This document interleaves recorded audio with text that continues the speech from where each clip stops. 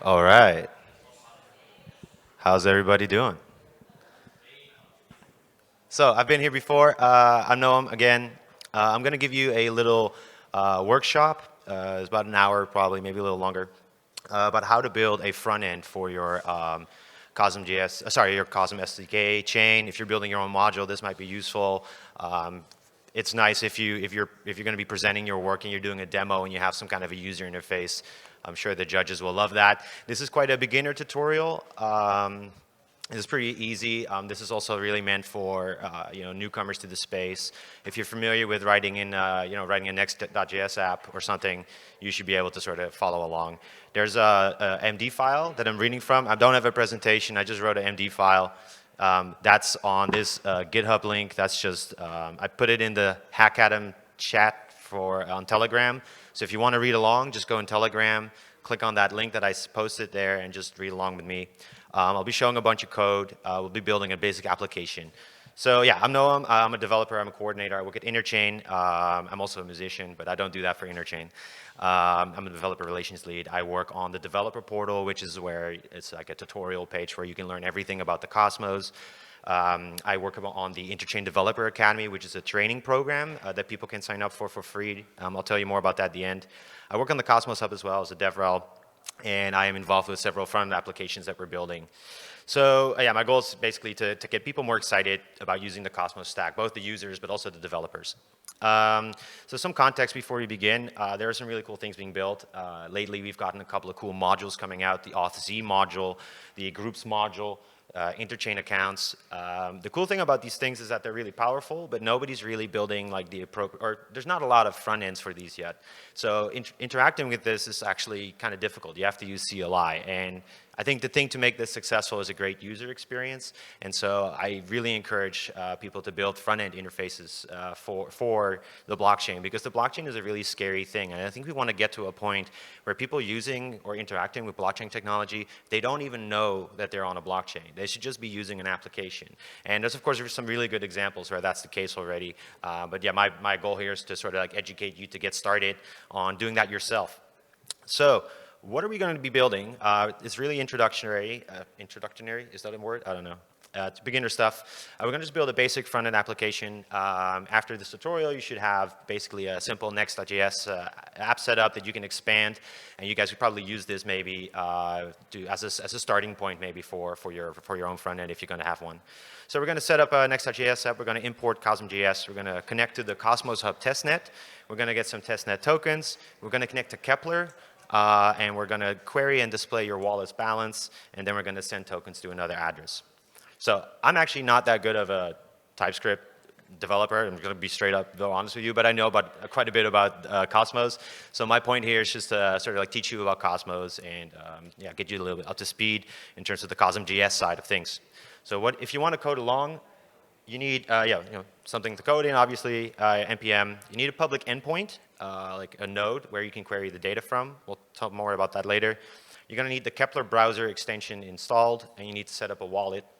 You also need a Discord account, because we're going to request tokens from the testnet faucet, and you can do that in Discord. So if you don't have a Discord account yet, please sign up now. But if you do have one, make sure you're in the Cosmos Network Discord, and make sure that you're verified so you can get these tokens. So before we get started on that, was there any questions or anything? It's pretty straightforward, I think, right? All right. So we're going to set up a Next.js app. This is everyone's done this. So let's just create, where are we anyway? So, disclaimer, this is not my laptop. My laptop isn't working, so yeah, wish me luck, because this might not have what I need installed or anything. So it's going to be very fun little experiment. All right, so we're just going to go, let's just create one right now. Okay, it's going to ask us what we want to call it. I hope it's going to ask us, why is that not working?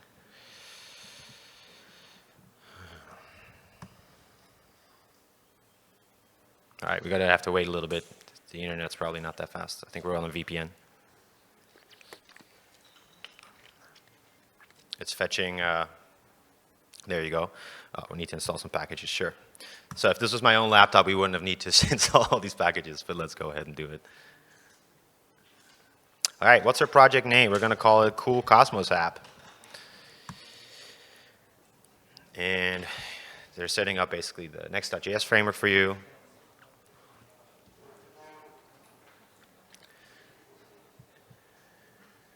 Well, while that's loading, I'm going to go in VS Code and open that project, which should be here. I trust the author. The author is myself. And so far, we don't have much yet. Sorry about that. It's the VPN probably being a little slow.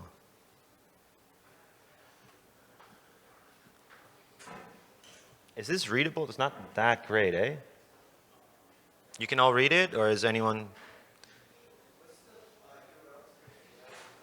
Yeah, that's on the. It's on the Telegram channel, the URL. But I can just tell you. Actually, maybe I can just. How do I make this really large? This is the URL. Gnomsky with 3 O's and then / cosmjs - tutorial. And then there's an instructions MD file in there.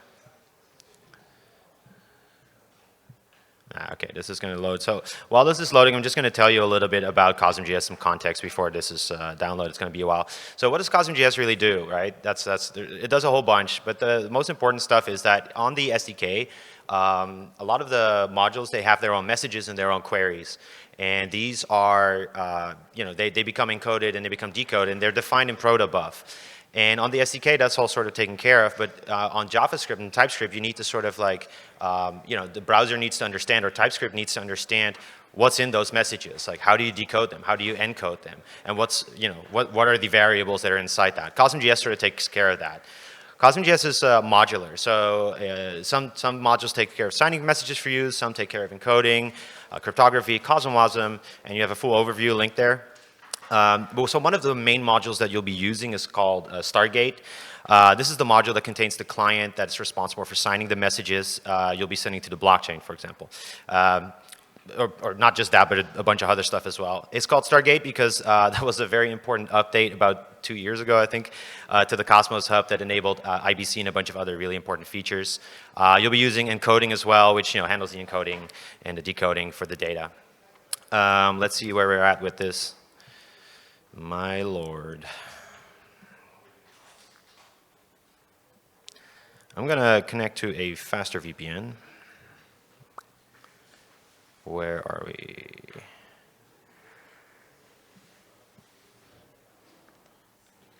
Let's try this.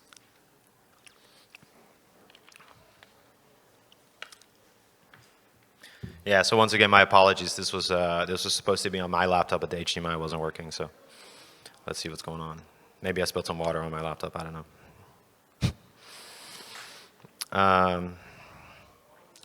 Thomas, do you mind if I disable your VPN for just a second? Yeah, that's cool. All right, cool. Oh. We're not connected. Okay. Please tell me this is going to be faster now. Well, anyone got some good elevator music? We have to wait.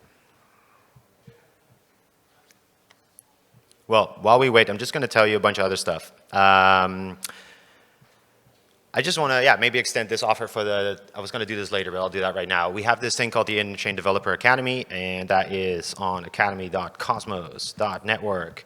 And this is a training program, and we do a couple of those each year, and we accept about 150 students. This is a free training program. It's about 7 weeks. If you're interested in learning more about Cosmos and you have some developer experience, I would recommend you sign up. We have a new cohort starting in September. Basically, this gets you from A to B, from A to Z really with Cosmos. You learn how to build your own chain. You learn how to run a node, how to run a validator. You learn everything about IBC. You learn stuff about CosmJS. You'll learn about using Ignite CLI, which is sort of the tool to bootstrap your blockchain. It's 7 weeks. You get support. There's a whole support team. And at the end, we even sort of like give you an overview of sort of the jobs that are available in the ecosystem. And yeah, the people who graduate, we're trying to sort of like get you in touch with the core contributors who are hiring. So it's a great opportunity. Would recommend anyone who's interested in continuing on the Cosmos path to sign up for sure. And if you know anybody who might be interested, that's cool. We're also very much catering to people who are coming from the Web 2 space. So if you don't know anything about blockchain yet, and you want to learn something, this is pretty much the best way to get started. We'll give you an overview about what blockchain is and what it does and what it's for and how to get started on it. And it's very, very Cosmos focused. That's that. Let's see, why is this not doing anything?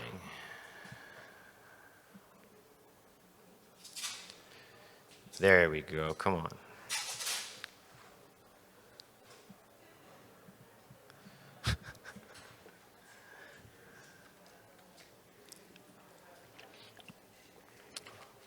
Oh, I'm sorry this is taking so long.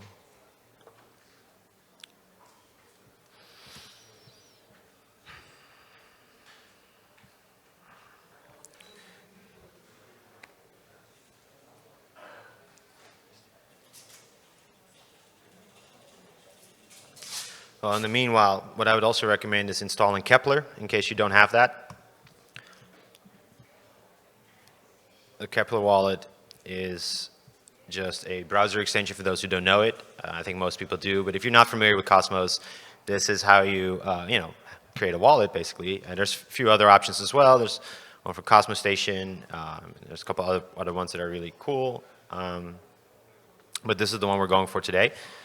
And Kepler has been added, and once you open it, it will ask you to create a wallet. So let's do that real quick. We create a new account. We'll call it Workshop. I guess we need a password.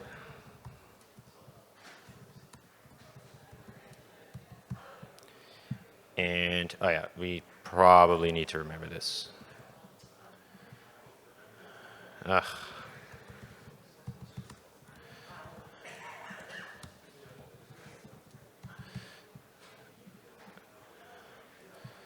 So let's see. Don't do it like this. But I'll do it like this right now.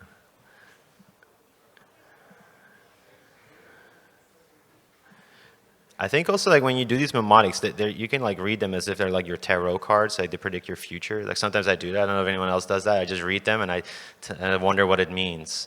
So, Edge brain high recipe, like it's interesting stuff. I should talk to my therapist about that. Syrup, reopen, horn, original, stairs.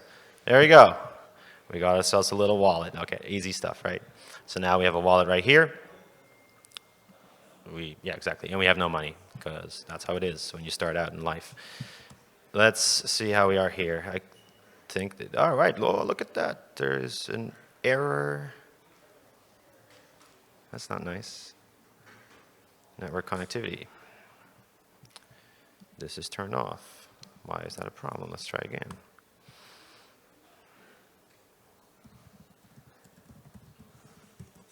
Oh. Let's create another one. All right. Thank God. Please.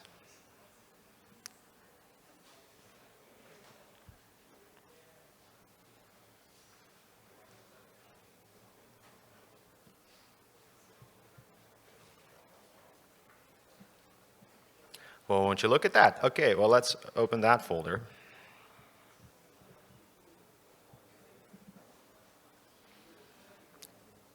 Yes, I trust the author. All right, so here we have a page. Amazing, amazing. Let's get back to it.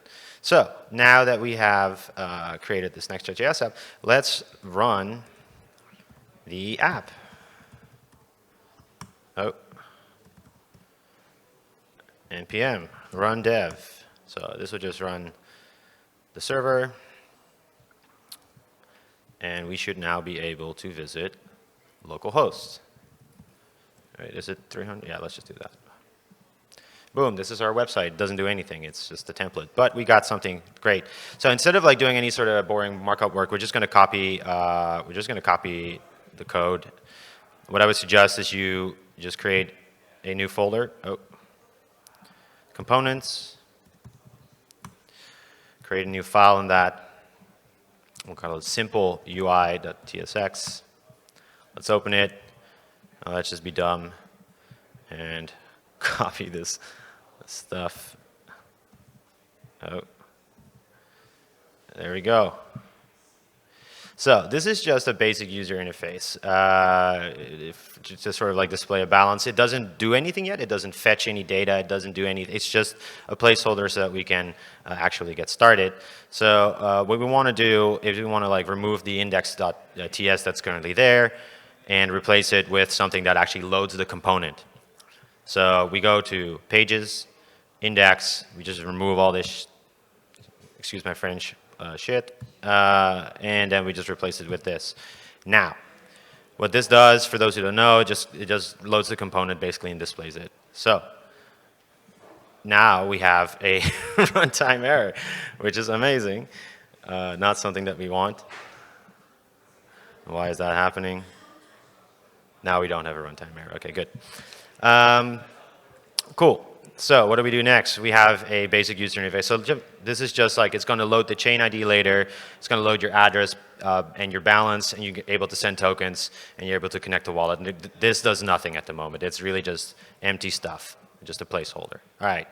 Now that we're ready to go, and is anyone following this? Anyone doing this right now? If you are, let me know if you're running into questions. Just raise your hands. In general, if you have questions, just raise your hands, please. All good.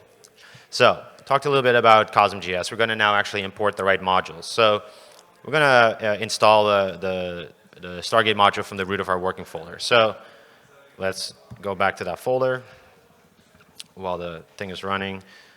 Set a cool Cosmos F2, yep. And we're going to install Cosm.js Stargate.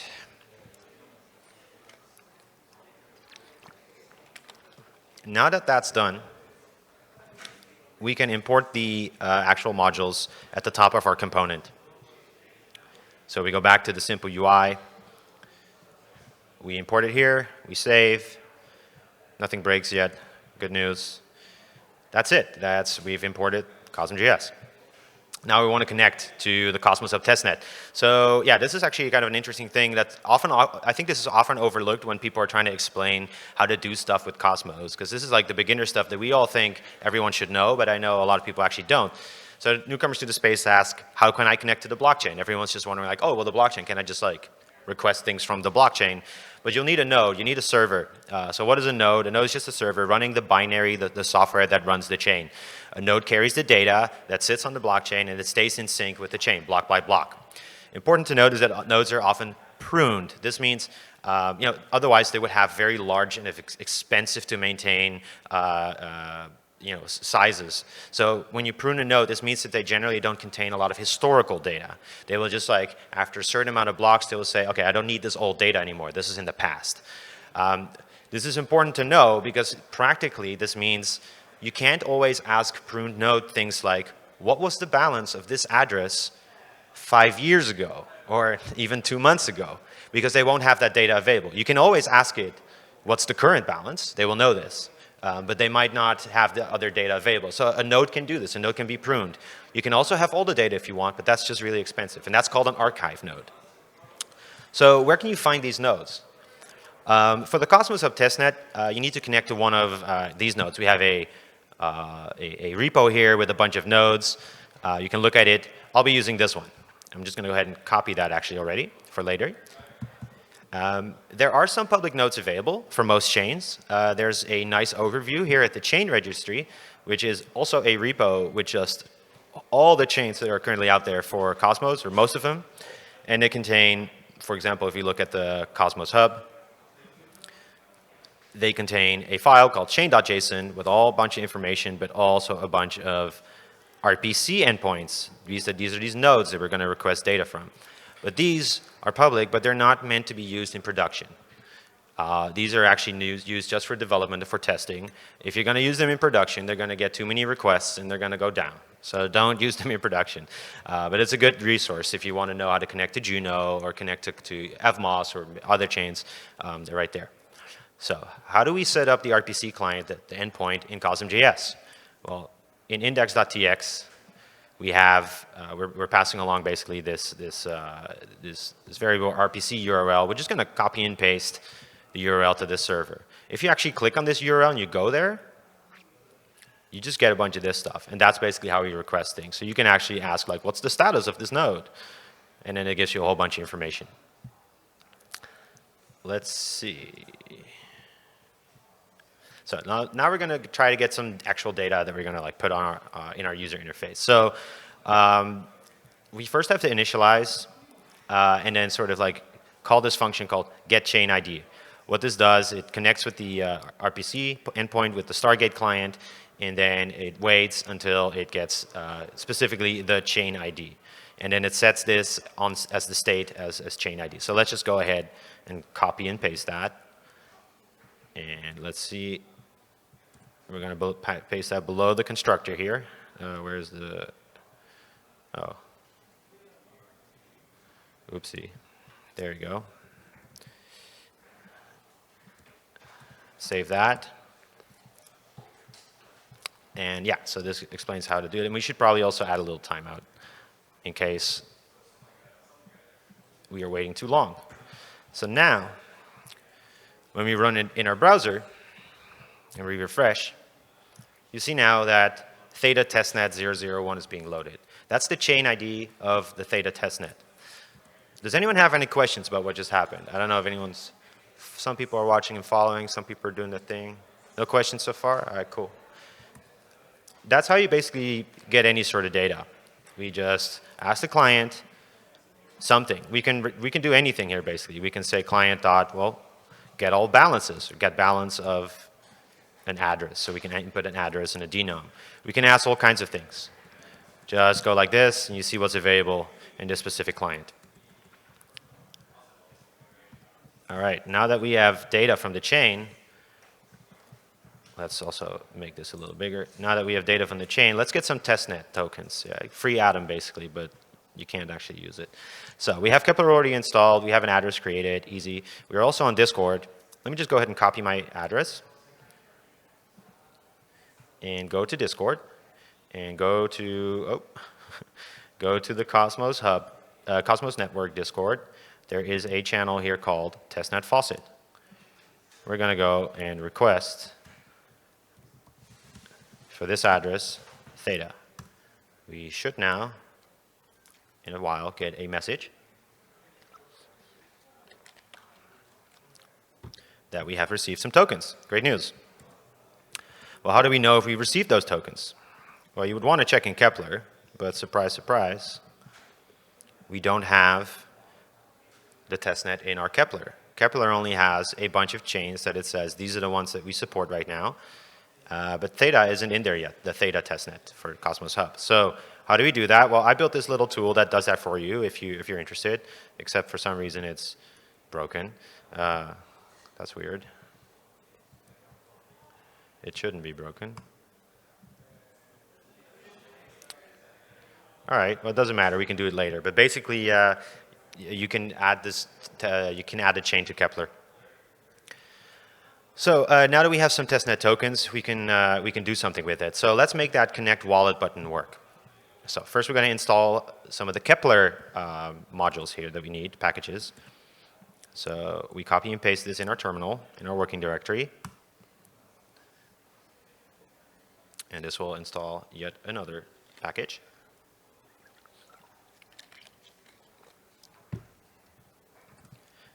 And then we have to import this and declare the Kepler window or the interface for that. And we'll do that in our components file again, simpleui.tsx. We'll just put that right here. Oh, and we save this. Cool. Now, we need to tell Kepler what the metadata is of this chain. So we need to tell Kepler, like, hey, the chain is called Theta testnet. This is the endpoint for that, how to talk to it. This is how the address starts. this is, yeah, we won't get into too much detail, but these are the coins, and this is how you understand the coins, and this is how many decimals they have, and there's a whole bunch of stuff that we basically need to copy. So let's add this below the onKepler-clicked function.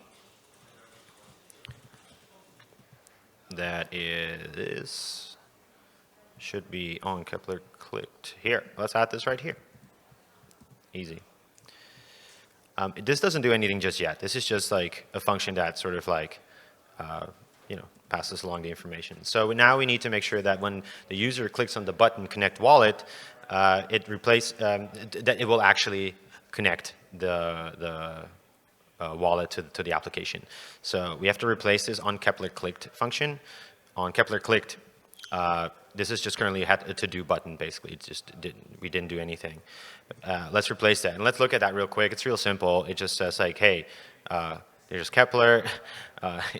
If there's not Kepler, you need to install Kepler. Otherwise, wait. And what it's doing here, this is the cool feature. It says experimental suggest chain. So what this does, it actually says like, if you don't have this chain in your Kepler wallet right now, it will suggest that you add this. So this should work right now. And if we go to our little application and we click on, we refresh just to be sure, we click on Connect Wallet, look at that, chain add request. Localhost would like to add the blockchain Theta testnet 001 to Kepler. Let's do it. Cool. This now means that if we go to Kepler, we can click on this little icon to show the chains that exist, and voila, we have Theta testnet. And voila, we have 10 Atom. It's not real Atom, it's testnet Atom. But now we can finally see that what the faucet gave us worked. Cool. Now, on to the next step. We will now want to try to query and display the balance of our wallet inside our little application. So, below the experimental suggest chain, we're just going to create a bunch of stuff. Let me just go over that once we're there.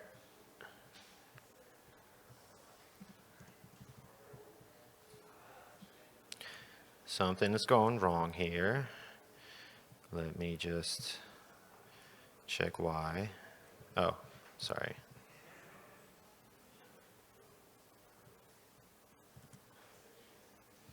My bad. Yeah, sorry. We want to do this, of course, in the function like when you click on Kepler. So that makes sense.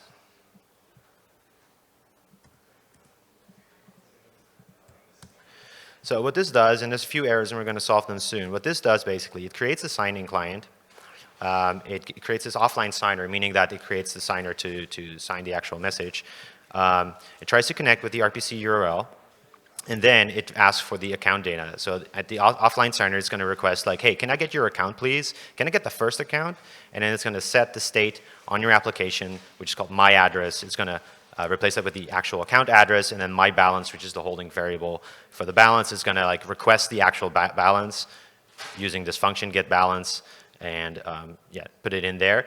It's not working because we haven't imported the account data and offline signer from Cosm.js yet. So let's go ahead and do that at the top. Save that again. It should run now. And refresh. Let's connect our wallet. Of course, let's approve that. And now we have our balance and our address. Amazing. We can now query all kinds of stuff from the chain. Let's see. I think we're at that stage where we could now actually start sending some tokens to an address. So we're almost there. We're going to replace the onSendClick function to do the following things. So you're going to get the current state of the form and our address. We're going to create the offline signer and signing client, get the account data, submit the transaction, update the balance in the UI. All right, so I'm just going to go ahead and copy and paste this for now, and we'll go over it. Oh, and somehow the dictionary was curious to know what all that meant. Let's see, I onSendClicked. Here we go. So, why is this? Oh yeah, of course.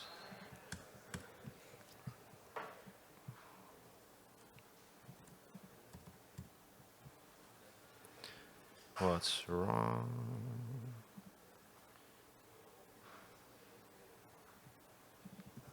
Oh, I think I realize now that I have not done this properly. 1 second. That's just a little thing on my end.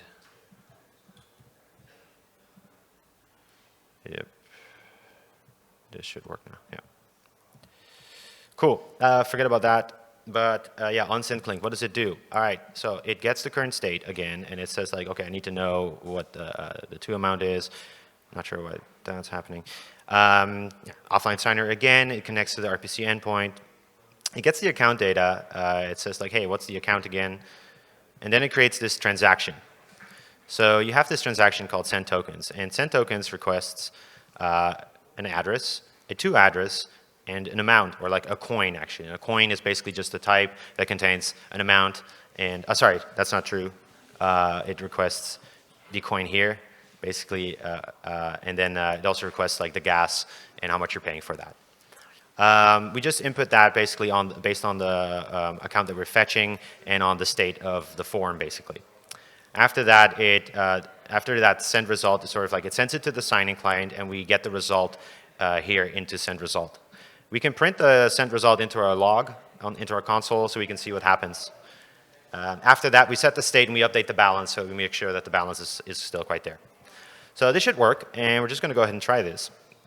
The real question is, where are we going to send it to? Well, if this was my computer, I would select an address, but maybe we can just send it back to the faucet so that the faucet doesn't run dry. So we're just going to use this as an input address to send tokens to. So let's make sure we connect to our wallet again. Here we go, we have our wallet. We have this address that we input. Let's send it a bunch of tokens. And let's see, for example, like, remember how much we have? We have 10 ATOM right now. So we're going to send it not 2 million ATOM, but 2 million UATOM. For those who don't know, UATOM is just basically, what is it, a millionth of an atom. That's how it works. So when we click send, we're going to get this pop-up, and it says, this address that we just input will receive 2 ATOM. Cool, let's do it. And then we wait. Shouldn't take long. We can already see here on the right, and forget about this warning, we can already see on the right here that we're getting our result. We can actually look into this result, and we can see, oh, this is the amount of gas that's been used. This is the height of the block that it got into. This is the raw log of the actual transaction. And we can go quite deep into it. You can do all kinds of stuff with that, but it's not really important right now. What's important is that we just sent 2 ATOM, but we're also missing 0.2 ATOM. Why is that? We use that for gas fee. That's it. That's how you send a token over Kepler, over in a front end, and that's how you fetch data, and that's how you use Kepler. It's real simple. I know for a lot of you probably this was too simple, but I hope that for some people that was very useful, and I hope for the people watching later also that this is a great introductory to getting started with this kind of stuff. So we have some final thoughts here, right?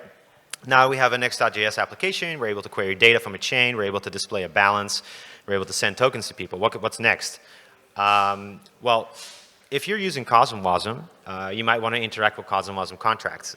For that, one of the recommended ways to do that is to use CosmWasm.js. There's a couple other solutions. Some chains have their own solutions as well. You want to look into that. I'm not sure. Milan will probably be here tomorrow. I think he'd be pretty good for you to help you out if you have any questions about that. I know that there's a bunch of other people here that might be useful as well. So the other thing, if you're building your own SDK module and you're building your own custom sort of like application, it will have its own messages. It will have its own queries. But Cosm.js won't understand that. You need to tell it, hey, these are the messages. These are the protobuf files. These are the types that you need. There's a couple ways to do it. Dan Lynch over here made this beautiful tool called Telescope. And basically what that does, it looks into the protofiles of your module and it generates these types for you. So I would very much recommend you use that tool if possible. There's also another way to do it, which is a bit more manual. And that's set up on the developer portal. You can have a look at that if you follow this link. So yeah, once again, if you like this stuff, if you're into it, we have this training program. It's about 7 weeks long. We do it a couple times a year. Please sign up if you're interested. Want to check also for the last very minute, like, does anyone have any specific questions or anything they want to ask right now? Because this is pretty much the end of my workshop. So any questions for anybody? All right, so that means I had, one question. All right, go ahead. So if you send tokens to a smart contract, will it be different process? Yeah, so you would actually, I'm not entirely sure with Cosmos, because on Ethereum you would send tokens to a smart contract. I guess with Cosmos you do the same. The send tokens doesn't matter. You can send tokens anywhere. I'm not entirely sure. You should check with Ethan, but I think Cosmos contracts can have an account. But if you want to do something with the contract itself, that's different. So if you want to like actually interact with the contract, interface with that, that's a different process. And you will need the Cosm.js, Cosm Wasm.js, for example, or some other way to interface with that. Yeah. Does that answer your question? Cool. Anything else? Great. Well, I wish you all so much fun. If there's any questions, please let me know. And thank you so much for your time.